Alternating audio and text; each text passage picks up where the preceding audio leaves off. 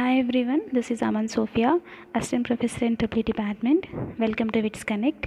In today's lecture, we are going to see about the estimation of overhead lines and distribution substations. Okay. So in this chapter, we'll see what are the main components of overhead lines, and we'll see about its components in briefly in this chapter. See, basically we know that electric energy will be generated at the generating station, right? So how much energy will generate means in the form of voltage will generate. So like 3.3 kV, 6.6 kV, 11 kV. So in this this is the voltage range, and this is the generating voltage range. See, once the voltage is generated means again it will be stepped up to a high voltages. So first of all we are generating voltage from like 3.3 kV, 6.6 kV. Again we are stepping up step up transformers to a high voltages like 220 by 400 kV. So after that, once we'll step up the energy means will generate from the generating station, will transmit that voltage from generating to transmission lines, so over a long distance, right? So for again when it is transferred, when the energy is transferred, again we are stepping down the voltage, so up to 132 by 60 CV, 66 by 33 kV. This is the voltage range we are stepping down. So this is about the from generating to transmission we have transferred. So again, so after transmission the voltage has to be sent to its distribution network, right? So when it is how it what voltage range it will be distributed means so this 132 by 60 CV 66 or 33 by kV voltage will be stepped down to 11 kV at the substations, and finally so after the substation again it will be stepped down to 400 by 230 volts. So after the stepping down the voltage, so this voltage will be distributed to various small and big consumers. So how it will be transferred means by means of distribution network. Okay, so this is about the voltage transmission from generating to transmission to distribution system. So coming to what are the lines, how it will be transmitted means by using the overhead lines. So overhead nothing but OH lines. So these are the overhead lines which convey the electrical energy from generating station to the substation station. So those are known as overhead lines. These overhead lines can also be called as feeders also. So coming to in our country, mostly we'll use three-wire AC systems for from generation to transmission, electrical transmission. Okay. Next, what are the main components of overhead line means conductors, supporters, insulators, cross arms and clamps, lighting arresters, fuses and insulators, earth wire, phase wires. These are the different types of components of overhead lines. Coming to what is mean by conductor means which carry the electric power from generating to receiving end. That means from generating station to the distribution system, which carries the power is known as a conductor. Coming to supporters nothing but poles and towers. These can be called as the supporters. Insulators. So insulators means which supports the conductors and insulate them from the ground, which supports the conductor and insulate from them is known as the insulators. Next, cross arms and clamps. So cross arms and clamps are mostly made up of wood or steel angle section. So why we'll use cross arms and clamps means these can be used to provide support to the insulator as well as conductors. That's the reason we are using cross arms and clamps. The next one is lighting arresters. So lighting arresters will discharge the high voltage induced on overhead lines to the earth. So why will get high voltage means due to the lightnings will mostly will get high voltages. So these can be avoided by the lighting arresters. Next, fuses and isolators. So these are used to isolate the different parts of overhead lines.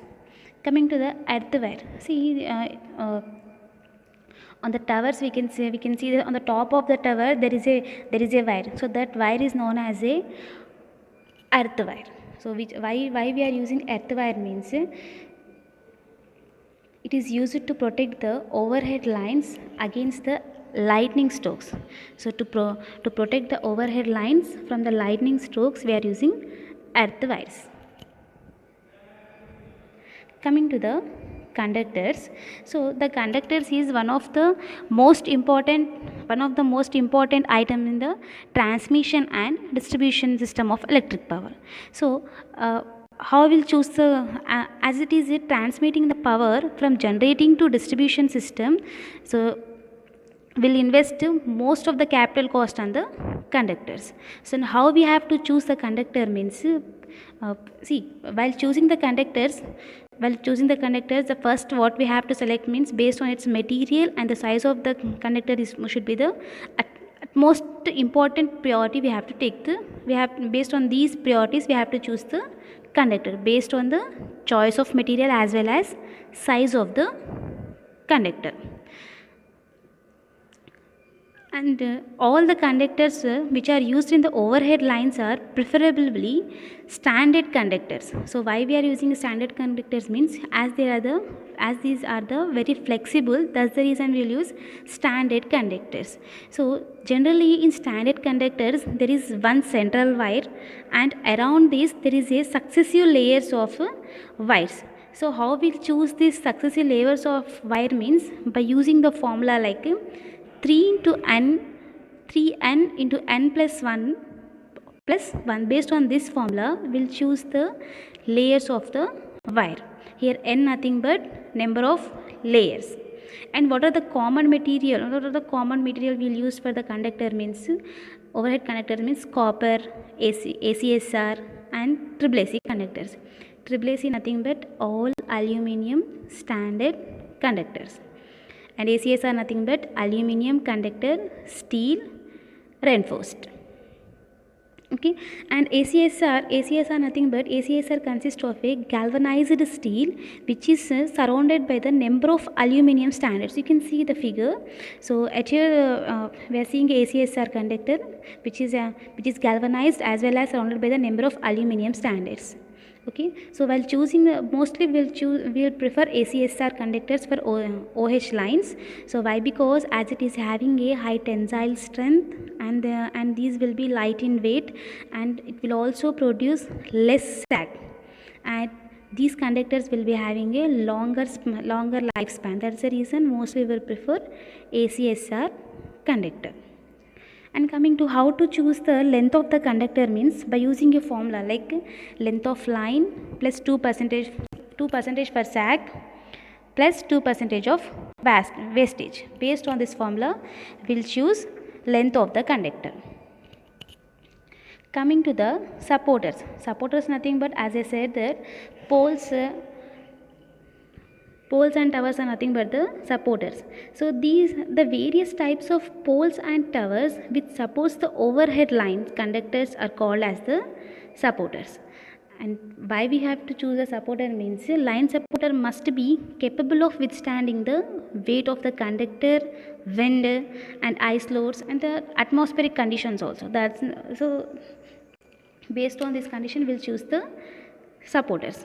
Coming to what are the different types of supporters we are using in electrical power distribution means wooden poles, steel tubular poles, RCC poles, RCC nothing but reinforced cement concrete poles, and PSCC poles nothing but pre-stressed cement concrete poles, and lattice steel towers. These are the different types of supporters which we are using to transmit the power from generating to distribution system. And the choice of the line supporters